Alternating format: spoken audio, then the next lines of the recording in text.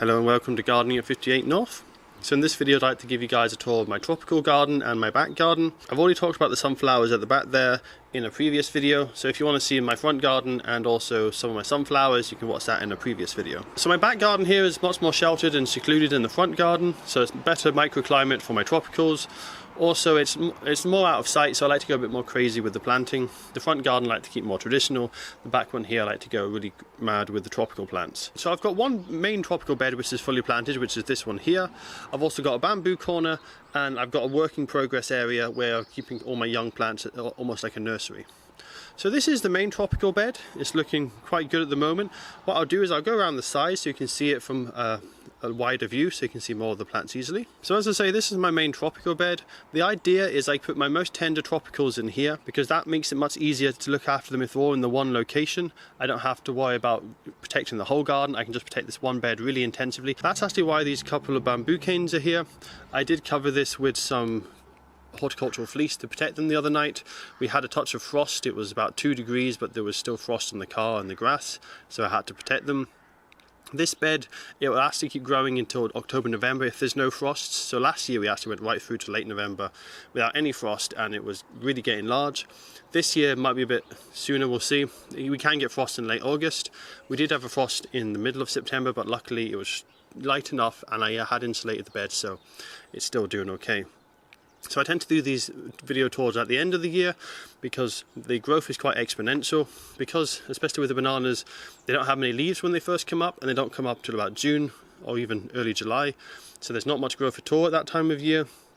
The growth, when it does come up, they only have small leaves, so they can't collect much energy from the sun, so they grow quite slowly, and they don't really start growing fast until August or early September. So the growth is really exponential as the year goes by, and that's why I tend to do these videos quite late. But the problem is I have to be careful because the autumn storms are starting now. It's actually a bad one coming tonight, which is why I'm filming, because I think I might lose some plants, or at least the top half might snap off. And also we might be getting some frost soon, so that's why I'm making sure I'm filming it now, even though I could have another 2 months of growth in these potentially if we have another very mild autumn like last year. So this is the main tropical bed, as I say. The main stars are normally the bananas. This year they've not done as well. The Ensete ventricosum here, that really struggled last winter. I wasn't able to heat the conservatory as well as I would normally because the European gas prices were so high, so it got a bit cold. The base of it rotted off. It was also too large for me to put in a pot, although it looks quite small now because I've cut off a lot of the original trunk. It was a really big fat trunk, and last year it was a huge plant, so it was too big for me to keep in a pot, so I put it straight in the ground around middle of June when it was warm enough, whereas normally I would start it growing in April or May in a pot, give it a head start, and then plant it out as a fully established rooted plant. So that really set it back. So this year they've regressed a lot and they're much smaller. The same with the one in the front garden. I'll show you some photos, and also you can watch the video from the front garden tour if you want to see that one in more detail. When it comes to the other bananas, I did lose, I think, 2 banana plants that were in the ground. These are all hardy bananas, apart from the Ensete ventricosums, which is this green one here, and any of these kind of burgundy Morellii varieties. They actually need to come inside. The rest of them are hardy bananas that stay in the ground. So last summer they did really well. It was only the second summer of growth last year, but they grew up to 2.5 or 3 meters high because I managed to keep them well insulated and keep the stems. So the stems with these plants I keep insulated with insulation towers, and I mulch the roots with lots of mulch, either bark or a combination of bark and materials that I find just around the garden, like cut plants. That normally works well, and they could take down to -20 if it was only for a day or two in those conditions, because it takes time for the cold to really penetrate the thick layer of mulch. But the problem we had last year, we had a prolonged cold snap, and we also had it with no snow. So normally when we get the cold conditions, we have a layer of snow. Last year we had very little snow, or just a very thin dusting, so there wasn't the extra insulation from the snow. Also the type of freeze was really bad, so we had -11 every night for about a week. We also had below freezing temperatures for about 2 weeks, so even in the daytime it didn't go above freezing. So what would happen normally is it would melt a bit in the day, and then it would have to refreeze at night to then progress further down. So that melting and freezing in the day and the night really helps to stop the plants from getting frozen, but we didn't have that, so the cold just kept seeping deeper and deeper through all the insulation, and really caused a lot of damage. So all these plants had to start from the ground, and not just from the ground. The main growing points were killed off, so these are all new side shoots that have come up. So the bananas are much smaller this year, maybe a little bit more numerous because they've grown multiple side shoots instead of just having one big plant. But I'd say they're only about 1.5 meters, maybe this one on the right might be pushing 1.8 meters, but they're much smaller than they would be otherwise. So I'll show you the bananas quickly. I've got a few different varieties and I've got a few new ones as well. So we've got the Musella Hercules. So I've lost the hybrid. I had an amazing Helen's hybrid which was around about this position, which was my fastest growing ever Musella Hercules plant. That one, as I say, has unfortunately died, and I had another one called Das Giant which I thought had died and didn't come back until about a few weeks ago. But my straight species Musella Hercules have done quite well actually. So these are them here. We've got this one and we've got that one. So these are grown from seed, so there's a little bit of genetic variation in them, but these two seem to be a bit hardier than the other ones I had, which could have lost one or two in the past of the straight species from frost. But these are doing okay now. You can see this one at the back I think has 3 or 4 stems, 2 main stems, and this one at the front here has just 2 main stems, but they're doing quite well. I like the Hercules because they've got that lovely burgundy colour underneath, and the leaves are quite tough and firm. The other plant I have is my Musella, which is a hardier variety. This doesn't tend to have much purple underneath. Occasionally it might have a little bit, normally it's green, but you can see the leaves are much thinner and much floppier. This one here probably has about 20 or 30 plants now. The main plant died, and so this is all the little plants coming up, so it's a real kind of shrubby mess. What I'll probably do is next spring when they come up, I'll separate some of the pups, use them as propagation material, and reduce it down to just 3 or 4 main shoots so that they get a bit higher and they're not competing for space. So the other bananas I have is, or at least the ones that have survived from the winter, is I have one, and that's a Musella Hercules Das Giant, which is this one here. So it's very small, only appeared a few weeks ago. That one wasn't a big last year anyway, and it got really badly damaged, so I'm hoping this will survive the winter, but it's quite small so it might not. And I did put this in to replace it, and so it's kind of been smothered a bit, so I have to be careful. Hopefully it'll be able to get enough energy before the end of the summer to get the root big enough to survive the winter. So the other plants I've got to say, there's Morelli I dotted around, they need to come out. I've got one new hardy banana. I've got Musella, which is this one down here. Again, it's a little bit smothered. I'll probably need to do a bit of pruning to give that space. And I might even dig this one up, I'm not sure yet, because that's a little bit small to overwinter, to be honest. This is Musella, another one that's supposed to be hardy, but it's got that nice kind of glaucous appearance on the stem there at the bottom. So that looks quite nice. I'll have to see how this does. So far it's been a little bit slow in growth, but it is its first year, and I did plant it out much later than I normally do with my bananas, so we'll see how that one does.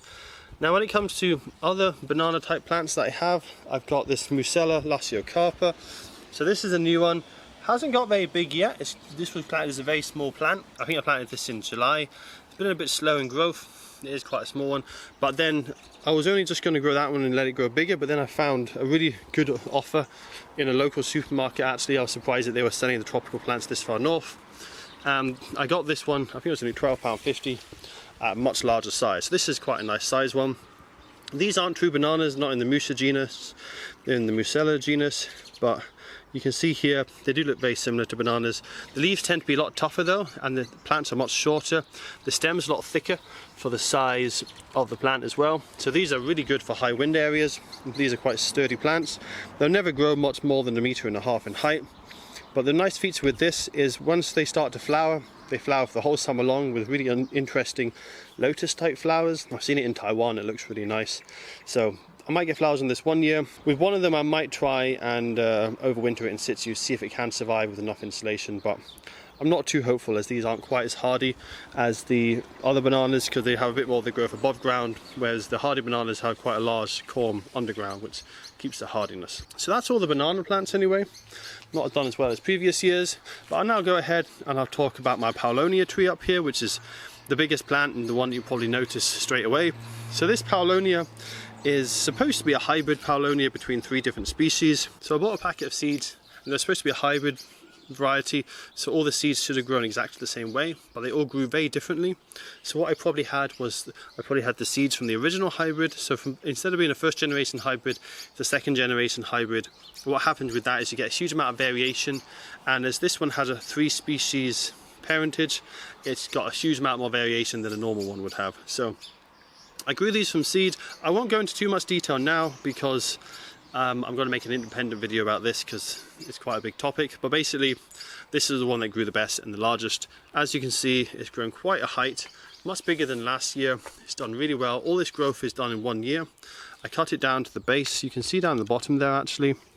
We've got the stump where I cut it off last year, which is just there, and it's grown all that in just the 1 summer, and that's not even a long summer as well. We have quite short summers here in Scotland, and as this is almost a subtropical plant, it's a warm temperate plant. It does survive frost, no problem. This one can survive -30, but it does like hot summers, so it likes to be somewhere maybe like Mediterranean climate, somewhere that it gets really hot in the summer but can still get frost. So it's a bit far north for what it likes, as our summers are quite cold.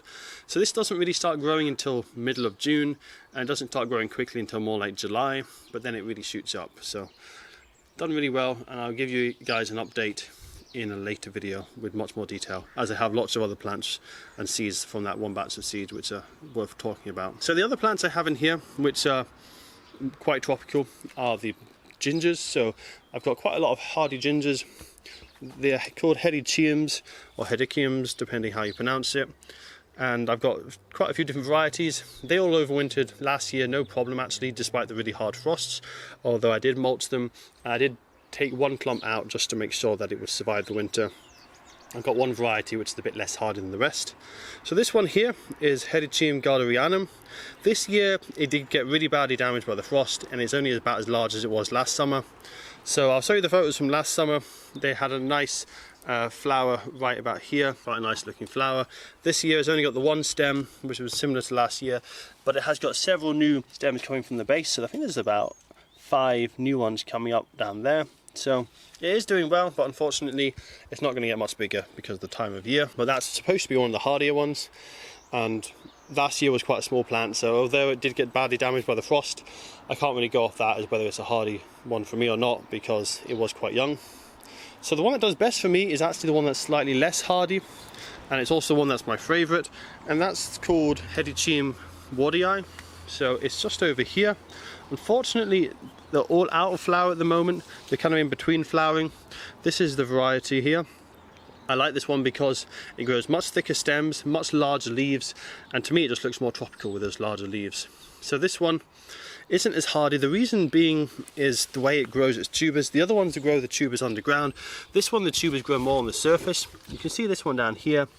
They're right up on the surface, so it's very hard for me to insulate them. And this one I might have to actually dig up and bury it deeper this winter to make sure it survives. So these were in the winter last year, but very well insulated, so they did survive. In previous years I didn't insulate them as well, and they haven't, so I have to be quite careful with this as it is such a high up growing tuber.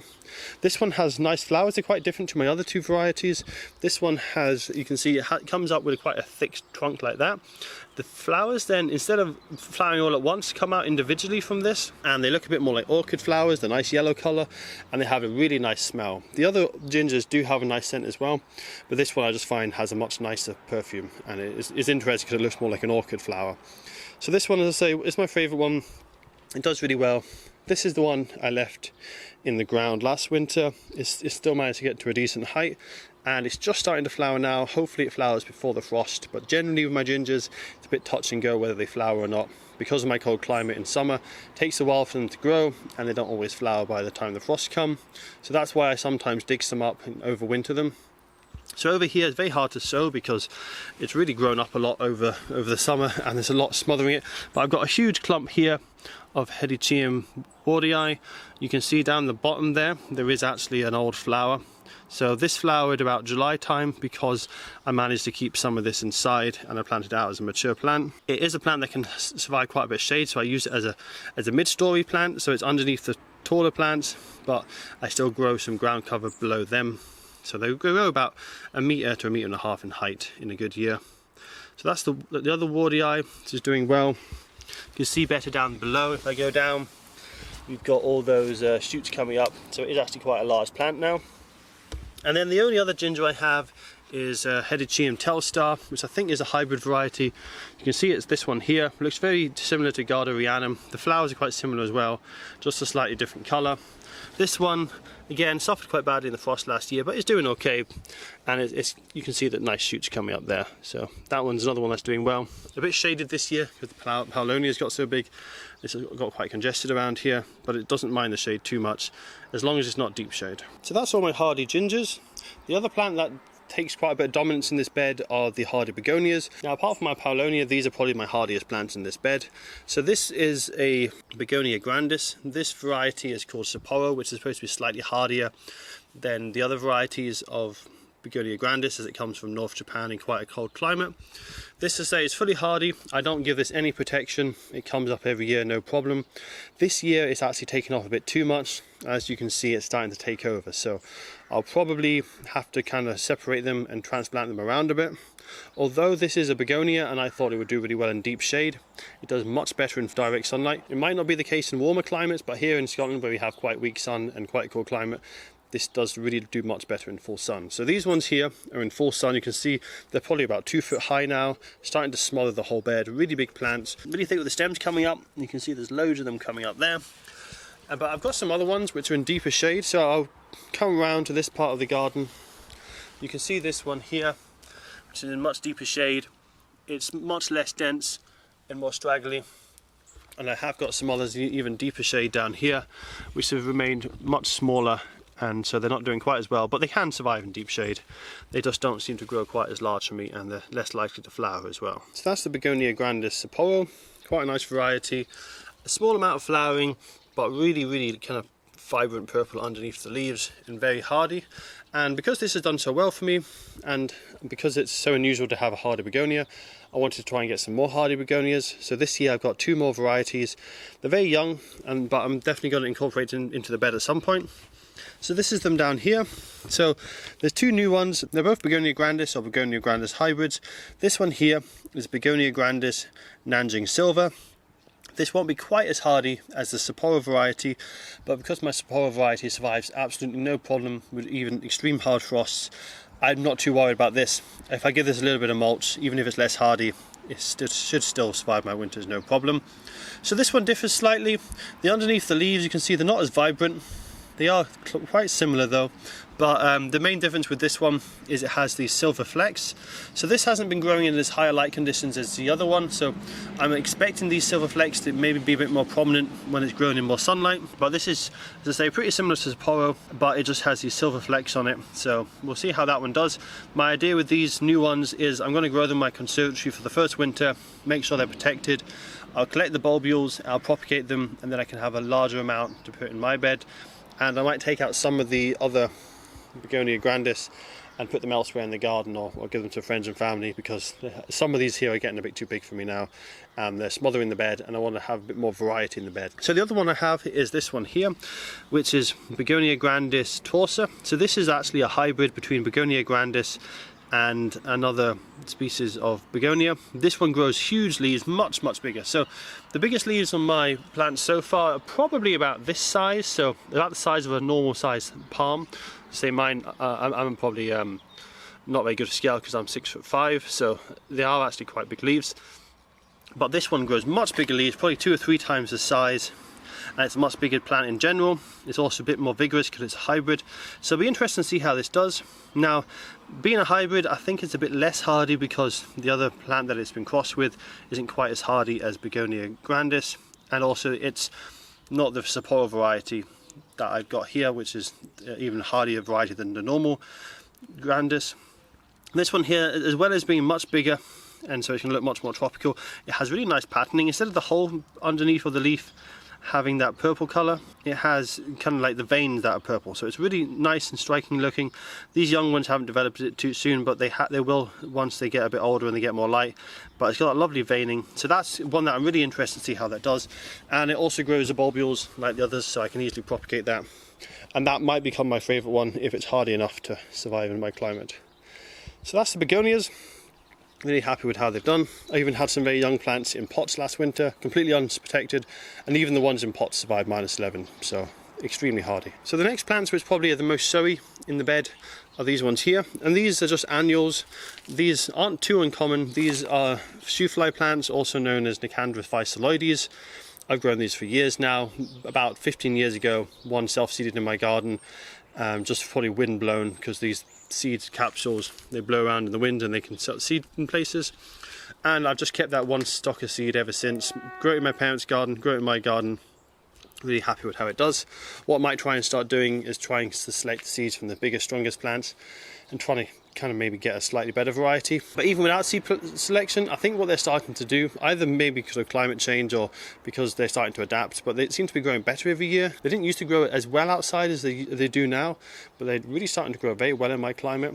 As I say, it's either climate change or it's the fact that they've kind of slowly adapted over the years. So we just kind of let these self-seed. We don't particularly select the seeds from any one specimen, and so they're probably self-selecting themselves for stronger genes for our climate, so probably a bit more cold tolerant. But these are some of the ones that I put in my garden this year.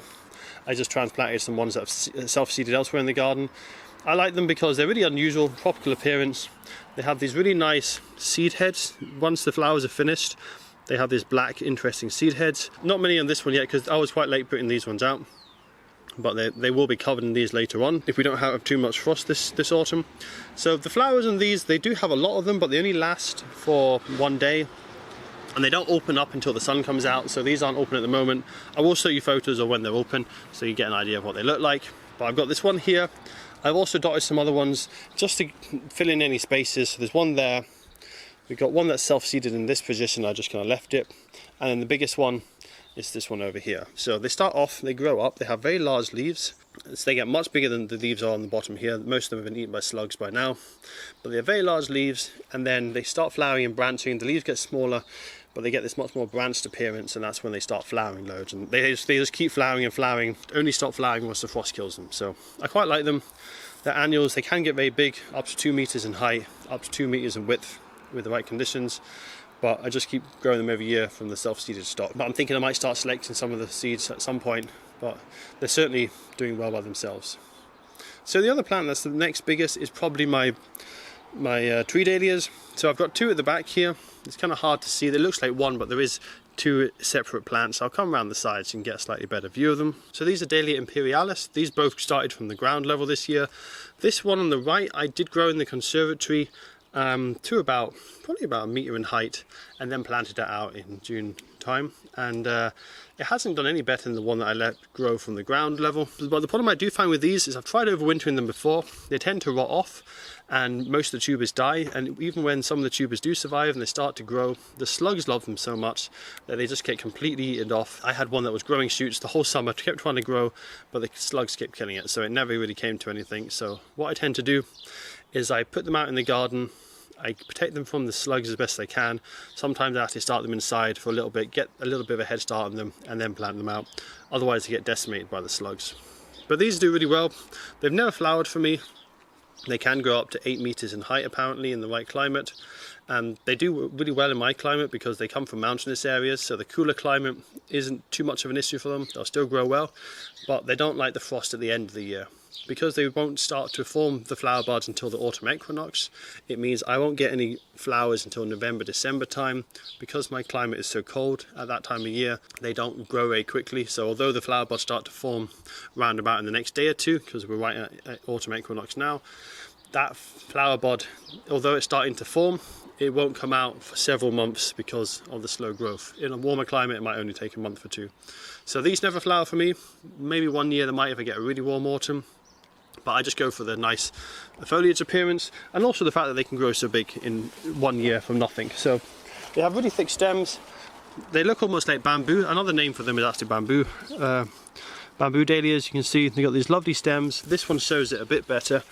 You can see they're really thick stems, and it kind of has that appearance of bamboo with those sections there where the nodes are.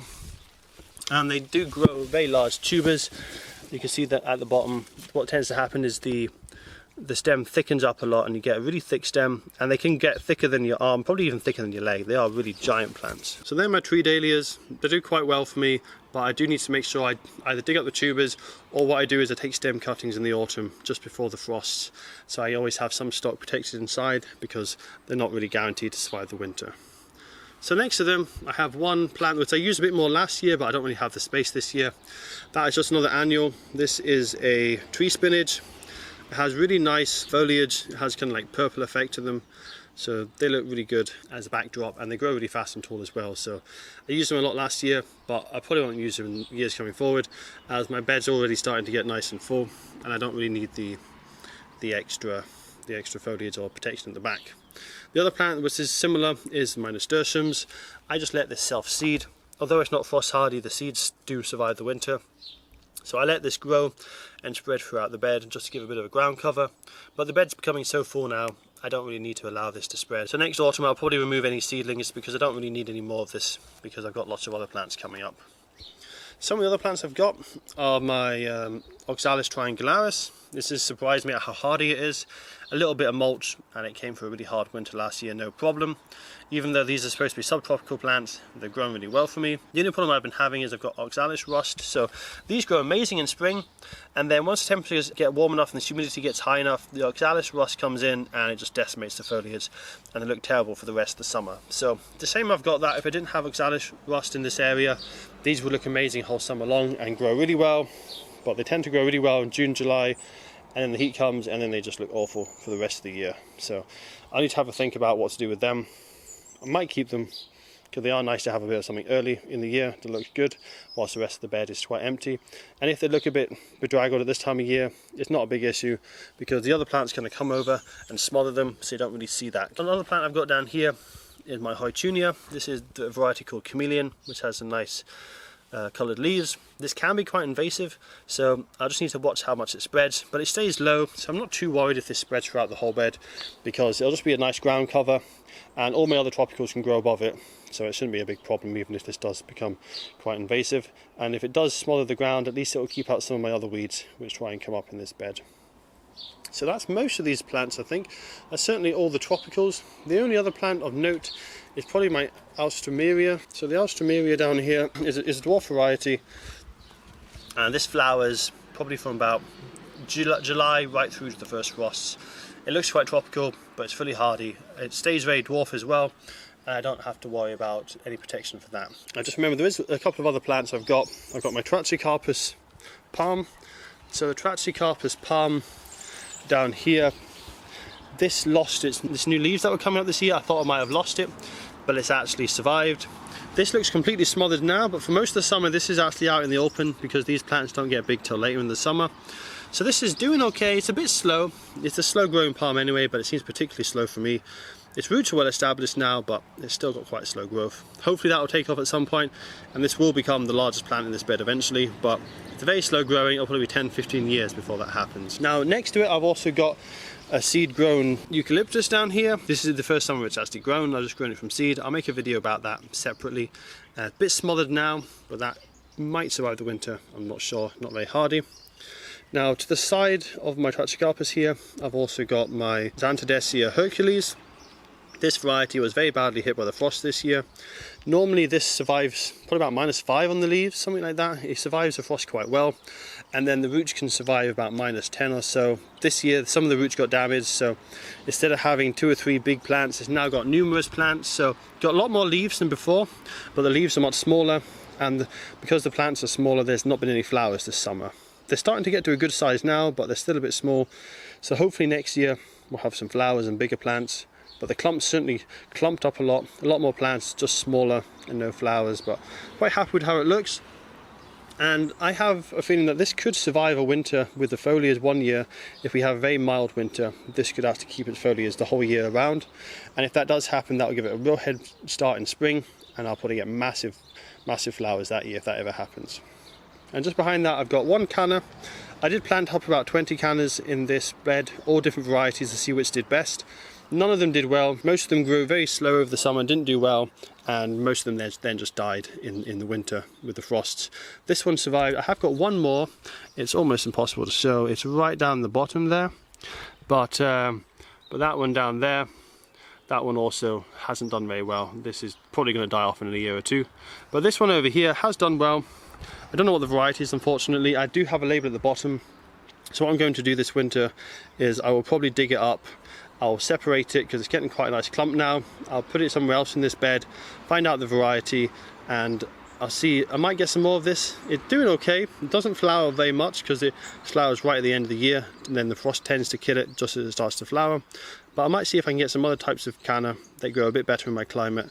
I think here in North Scotland the climate is just a bit too cool. Unless you give them a head start by growing them indoors in the beginning of the summer, they're not really going to come to anything by the end of the summer. So that's my tropical bed. I'll now show you the rest of the garden.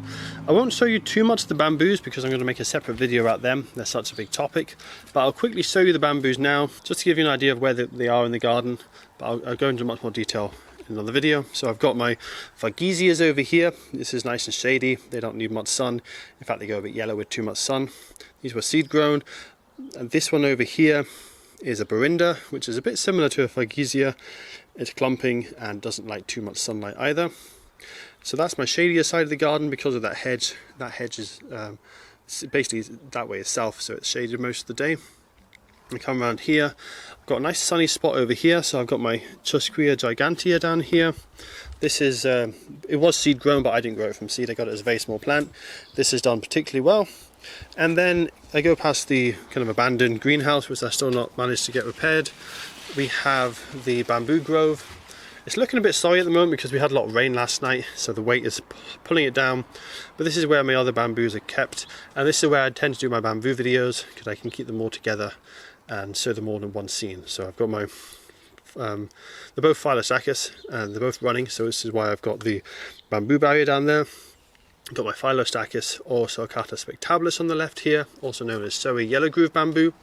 And I've got my Phyllostachys edulis here, which is also known as Mozo bamboo.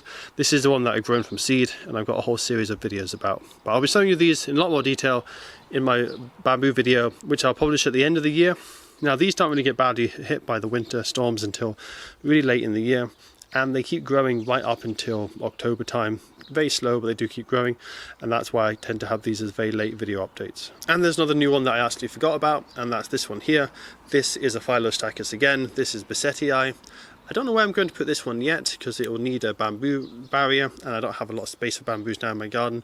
But it might go next to the Sulcata if the Sulcata doesn't start running soon, because I've thought it might run because it is a running bamboo, but looking online in my climate it doesn't normally run, so I might be able to put this inside the same bamboo barrier as well. So that's all the bamboos. I'll now show you the rest of the garden. This is the more like the nursery area. Basically I've got the tropical bed on the right here. I've got the bamboos in the corner because that's got quite a windy spot that protects from the wind, and it's also a nice backdrop. This is the main tropical bed, but this is also going to be a tropical bed at some point here. I just need to wait until I've got enough time and money to renovate this and put in all the compost that it needs to make it nice soil, because the soil here is particularly bad, so I need to buy a huge amount of compost. And up in my part of Scotland the compost is really expensive, probably about 3 or 4 or 5 times more expensive than elsewhere when you're buying it in bulk. So this is going to be a tropical bed at some point, then a patio over here, but for now I've just put membrane down to kill off the lawn and also make a bit of a surface to use as a nursery ground, where I have a lot of young plants growing and plants that I'm waiting to put in the soil once the bed's ready. So I've got my studio shed at the back. The idea is this will blend in and you won't even see it.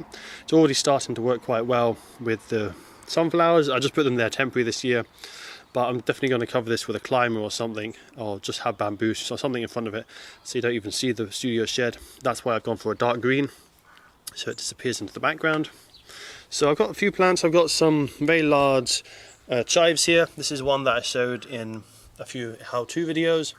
I've got my bonsai here, which is my larch bonsai, doing nicely this year. I've also got some cercis here, which I've grown from seed. And then I've got a smoke bush just for the nice colour at some point. I've also got my willow bonsai. You can see we had a lot of rain last night, so it's completely flooded. That's not a problem. Willow doesn't mind waterlogged roots as long as it's not permanently waterlogged. What I do is I'll just empty out the excess water today, and a few hours of waterlogging isn't an issue. Even a few days shouldn't be a problem, but if it's completely waterlogged for a few weeks, then it could damage it a bit. But that's growing really well, and I'll do an update video about that later on. So over here I've got my Tetrapanix papyrifera. It's supposed to be a Rex variety. I don't know if it definitely is a Rex, but this is a Tetrapanix anyway. So the reason this is in a pot, there's a couple of reasons. One, I don't have the climate here to grow it outside very well, so if I left this out over winter, most years the stem would be killed and it would grow up from the roots. The other reason is it's very invasive. It can spread its roots all over the place and send up suckers, and it particularly does that if the main stem is damaged. So if my main stem is going to get lost every year, I'm just going to be left with a real thicket of very small young plants, and what I'm wanting is big giant leaves. So that's why it's in the pot for now. I might try at some point to put it in a permanent position in the garden and protect it like I do with my bananas, and maybe even have a bamboo rhizome barrier around it, because I don't want this to become invasive. But for now it's in a pot waiting until I'm ready to do all that. Over here I've got a few other plants just dotted around waiting to be planted. I've got my large rhododendron here. This is supposed to be a Sino Grande hybrid. The origin of the parentage is not known. It was collected on the west coast of Scotland, where there's lots of other interesting rhododendron species, and they all kind of cross-pollinate and produce interesting hybrids. This was almost flowering last winter, but all the flower buds got killed off, so none of the flowers formed. We had a really warm autumn, unfortunately, even right till the end of November, so the flower buds were getting really fat, almost ready to open. And then out of nowhere we had a really hard frost. Normally the first frost we get is mild. For example, this year we had a frost at 2 degrees, and we'll have a few more frosts at maybe -1, -2 before we get a hard frost. Last year there was no frost at all, and then suddenly -4, and then a week later -11, and prolonged freeze. So that's what caused a lot of damage. This wasn't fully dormant. It lost all its flower buds, but it's grown up lots of new shoots. It's looking quite happy.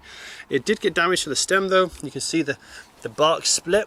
The bark expanded with the freezing, and it split along the length. It is healing up now. I'm hoping that's not going to become an issue in the future. Hopefully that'll seal over and it won't become kind of like an open wound that will cause rot and cause the stem to break, but we'll just have to watch how that develops. But it's doing well at the moment. We've got two flower buds for next spring, so we won't have many flowers if they do open, but it'll be interesting to see what colour they are. So you can see there's a flower bud here. You can tell it's a flower bud because it's quite big, quite a large bud, even at this time of year. And we got another one there which looks like it's a flower bud, whereas the other ones, they're much smaller. They're probably just going to be leaves. This tends to grow either flowers or leaves from each bud. It doesn't do both at the same time, but it does grow several, as you can see, several buds from one shoot. So it does grow flowers and leaves at the same time, but just not on the same bud. So this is a very large variety, as I say. Sino Grande might be some of its parentage, although the leaves are looking very small at the moment for Sino Grande. It might be because it's a bit more mature now, but it also might be because it's a bit restricted because its roots are in a smaller pot. Although it is a huge pot, for the size of the plant it is quite small. So I definitely need to get this in the ground at some point. This will be the position it will go into. This is a variety, if it is the Sino Grande type, which likes a bit more shelter from the heat and the sun, but it can grow very tall, so it could actually grow into a small tree eventually. And the form it's growing at the moment looks like it will grow into a small tree. It's got a lot of upright growth, and when it's happy it does put on a foot or two at a time in one season, so it does look like it'll be a tree variety of rhododendron. So beneath that I've got some of my other shade loving plants. I've got my collection of wasabi around here.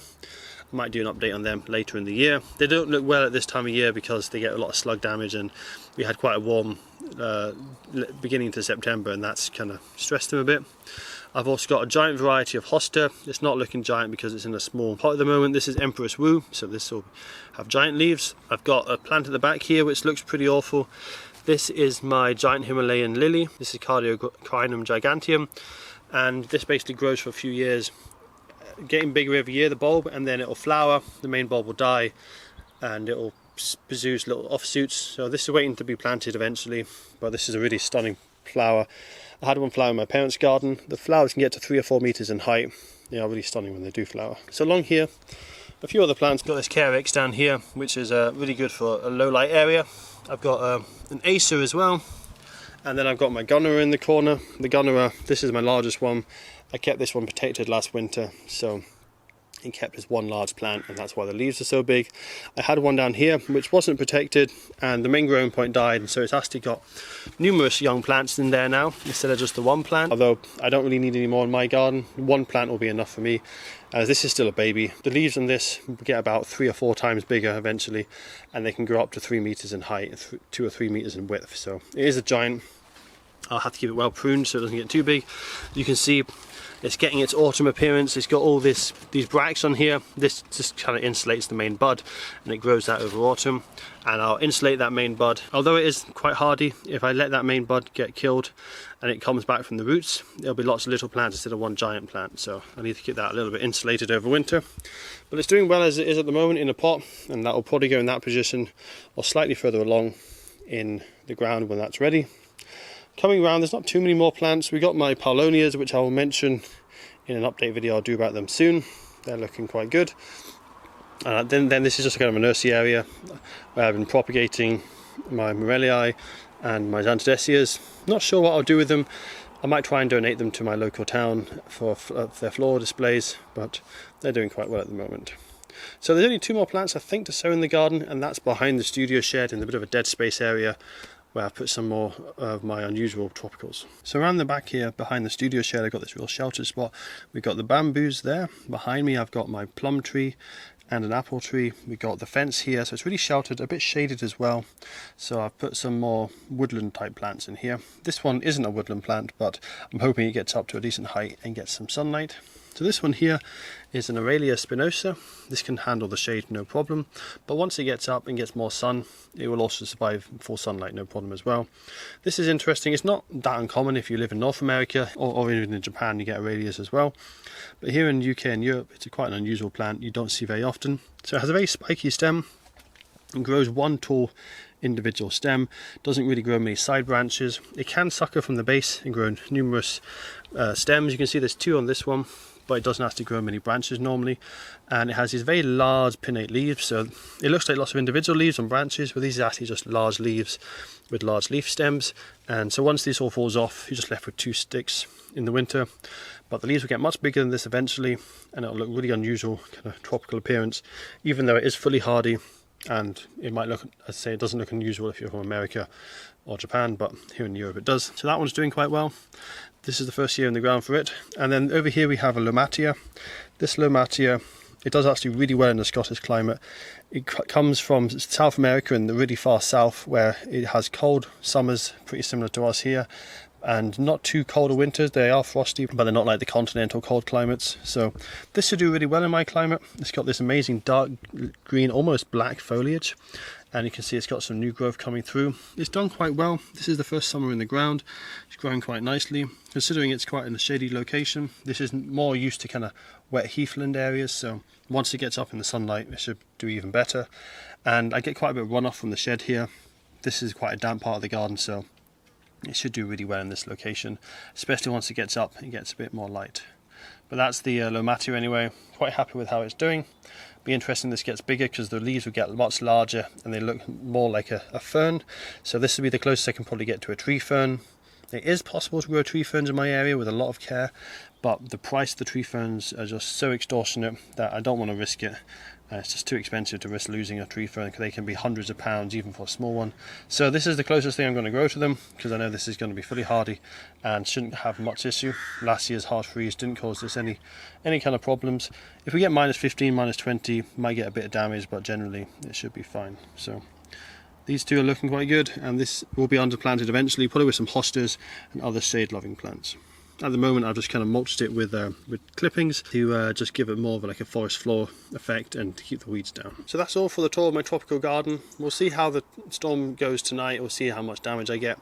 Hopefully not too much, but going forwards, once we get to October, the growth really slows down. So even if we don't get any frost, even into November, we don't really tend to get much growth unless we get a real heat wave, because even with a little bit of a heat wave, the light levels are quite low by then. You can see at the moment it's actually around 11 o'clock, and even until midday we don't get any sun on this bed, because the houses where I live have very high roofs. So because of the low sun, we don't get any of that light coming in until much later, and then even in the middle of winter we get barely any sun in this part of the garden. So it is quite shaded. But anyway, that's all for this video update.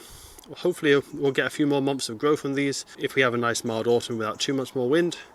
And I'll see you guys in the next update, which will probably be when I put these to bed. So in that video update, what I'll be doing is I'll be making sure this is all insulated and protected, and you'll be able to see how big this managed to get at the end of this season, and hopefully with not too much frost it'll put on a bit more growth.